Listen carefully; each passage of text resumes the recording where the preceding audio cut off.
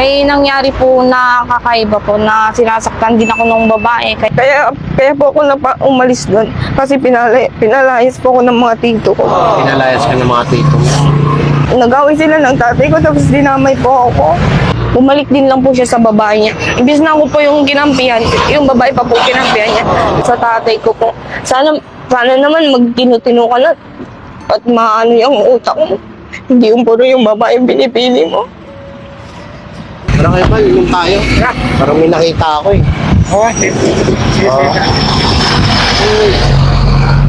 Ano kaya ito? tama-tama. Hello po. Ano to? Ano po yun? Buko po. Buko. Magkano?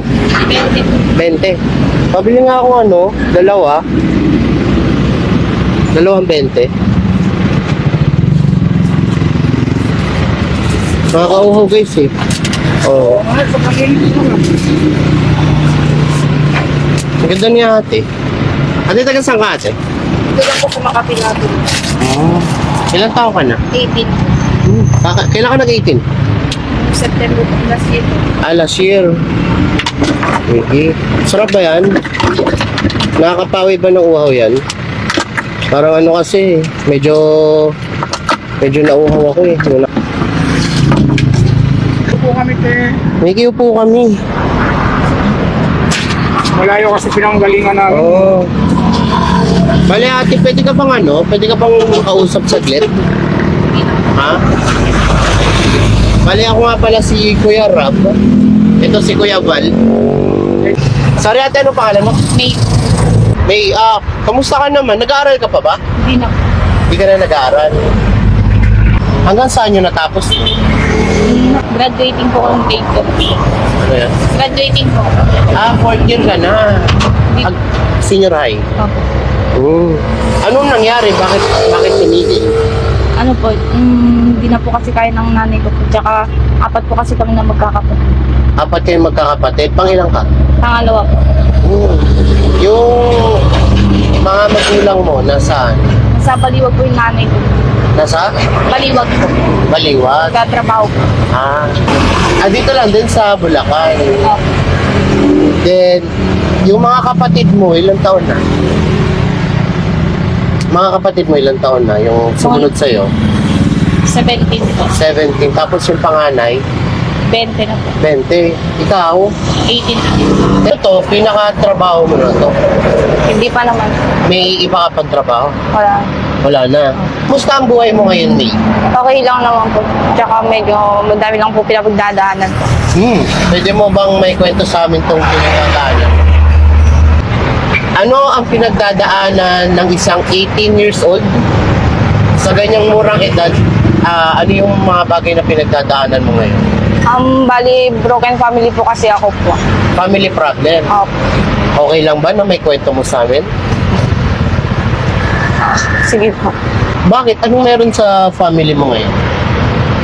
Yung tatay ko po kasi, bali, taga Nueva Vizcaya po talaga ako. Then napunta lang po kasi ako dito kasi kinuha po ko ng tatay ko. Kinuha ka ng tatay? Opo.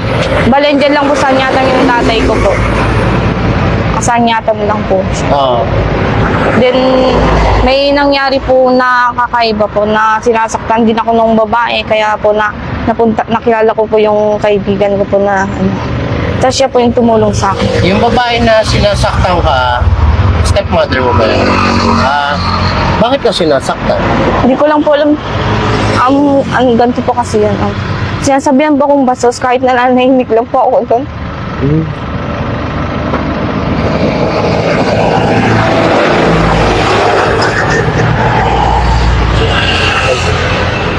Meron po kasi yung time na nag-away kami ng papay.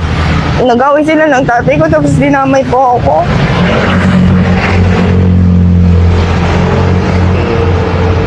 Anong pakiramdam may pagka sinisigawan ka or pinapagalitan ka sa isang bagay na hindi mo naman kasalanan? Wala po, nananahimik na lang po ako.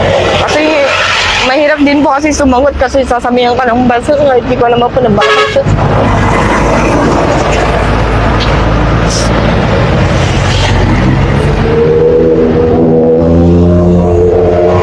Ngayon ngayon ba, May, doon ka pa rin ba nakatira? Hindi na po. Oh. Wala ka na sa poder ng stepmother mo. Saan ka ngayon nakatira? Sa kaibigan ko po. Sa kaibigan na. So, umalis ka lang sa inyo dahil sa ginagawa ng stepmother mo. Opo. Yung tatay mo, anong sabi ng tatay mo? Wala po siyang pakialam po. Tsaka yung time po na nag-away kami tapos kinuha po ko ng tito ko sa San Rafael. Oo. Bumalik din lang po siya sa babae niya. Imbis na ako po yung kinampihan, yung babae pa po kinampihan niya. Tapos nung sumunod na araw po, pumunta po yung tatay ko dito, nag-iskandalo po. Like, parang ako pa po yung may kasalanan sa mga nangyari po.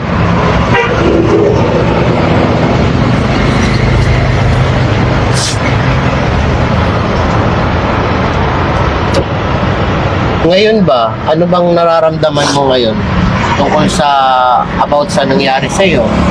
Anong pakiramdam? May hirap po. Mahirap. Mahirap ba maging independent, eh? Oo. Kasi sa murang edad natin na 18 years old ka pa lang, ako mga kababayan, naging independent din ako sa buhay nung age of 18 din ako. Nagtrabaho na rin agad ako. So, nakaka-relate ako sa sinasabi ni Ate May na mahirap talaga. Mahirap maging independent, na maging solo ka sa buhay mo, na aasahan mo yung sarili mo para lang makakain ka sa araw-araw.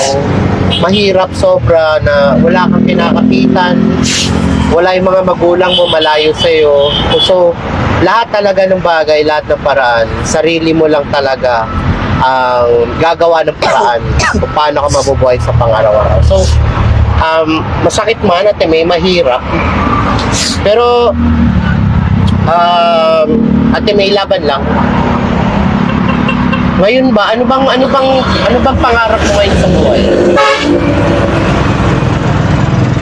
Parang gusto ko po kasi mag-aral ulit pero kaso po hindi na po kaya ng nanay ko po kasi. Hindi na kaya. Opo.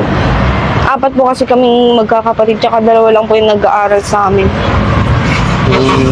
Kaya po ako umalis doon kasi pinalayas po ako ng mga tito ko. Pinalayas ka ng mga tito mo. Sinasabing masusog po ako wala naman pong ginagawa.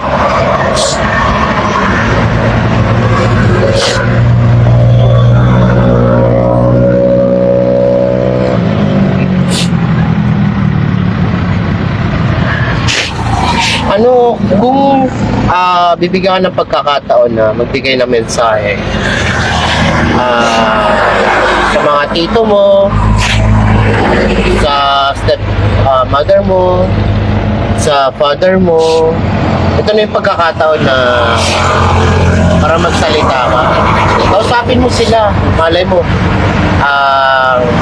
magkaroon bigla ng mga pagbabago sa mga nangyayari sa iyo ngayon.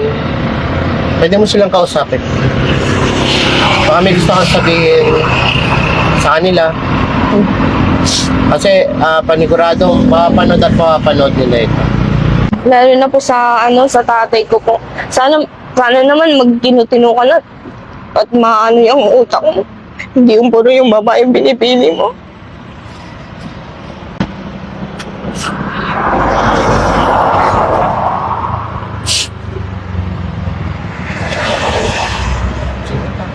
May gusto ka pang sabihin? Ano? Mana. Sige. Ayan, so mga kababayan, nakita natin, nalaman natin yung istorya ni ate dito. Magbubuko lang sana kami ni Kuya Bal kasi nauuhaw na kami. Nag-stop over din kami kasi para makapagpahinga yung ating driver. Pero yung pala, hindi ko inaasahan na may ganito pala dinadalang problema si ate. So, Ate May, total, nakita ka rin lang namin, nakakwentuhan ka rin lang namin.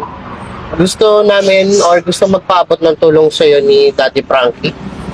makadagdag sa pang-araw-araw mo, makadagdag sa pang-araw-araw mo na since independent ka, para, para maka-LL, makaluwag-luwag. Okay? Sige. Akin na yung kamay mo. Ganun. Bilangin mo Okay. 1. Ayan. 2. 3, 4, 5, 6, Yan. Sa'yo lahat yan. Para magkaroon ka ng extra na panggastos mo sa araw-araw. Makatulong sa'yo kung ano man. Makabili ng gusto mo. Yan ay sa pamamagitan ni Daddy Frankie. Okay. Lahat po ng ito mga kababayan ay gawa po ni Daddy Frankie. In behalf po ng team, itong tulong na to po ay para kay ate. Ayan, since nakakwentuhan natin siya, nakita natin na mahirap ang pinagdadaanan niya sa buhay. Independent siya, napali siya ng tito niya, walang pakialam yung tatay niya sa kanya. At higit sa lahat, yung stepmother niya ay gano'n na lamang ang trato sa kanya. So, Ate May, anong masasabi mo at nakatanggap ka ng blessings ngayong araw? Pero bago yon, tanong ko lang, ina-expect mo ba na may blessing na dadating sa'yo? Hindi po. Hindi. Pero, ayun, anong masasabi mo dahil nakatanggap ka ng blessing ngayong araw? Galing kay Daddy Frank. Unang-una po, papasalamat po ako sa Panginoon dahil nandiyan lang po siya sa amin. Tsaka salamat din po sa inyo po.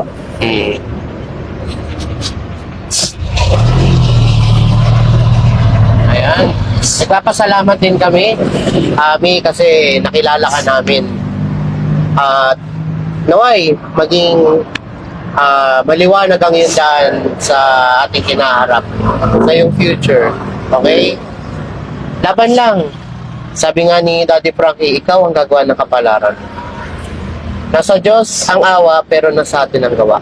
Okay? Opo. Okay.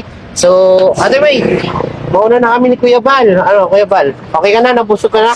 Yes, sarap yung buko ni ate. Ayan, so ang galing talaga ni Kuya Rab. Ate, thank you so much talaga. Maraming salamat po. Sira ng pagpalak sa amin na kunting invitation namin sa'yo. Maraming salamat. Maraming salamat din po. At ako may nalulungkot sa mga nangyayari sa'yo at sa mga pinagdaanan. Kasi siyempre naging ganun din ako independent ng mahabang panahon. Yes. Kaya naintindihan kita. Basta laban lang, magdasal. Gumawa kami ng tingin nasa tao. Hindi ako Daddy Frankie, thank you so much sa ang mga OFW na nanonood po sa akin. Maraming salamat po sa mga Yes po. lalo na sa kayo. Yes po. Kaya hanggang dito na lamang po ang ating video. Sa lahat po ng mga tao, sa mga followers, sa mga subscriber natin na hindi pa naka-follow at naka-subscribe sa Facebook at YouTube ni Daddy Frankie, please do like and share po. Daddy Frankie Official for Facebook at Daddy Frankie sa YouTube. Hanggang sa muli, mabuhay po kayong lahat. God bless. Bye! Bye-bye. Ate, bye-bye tayo.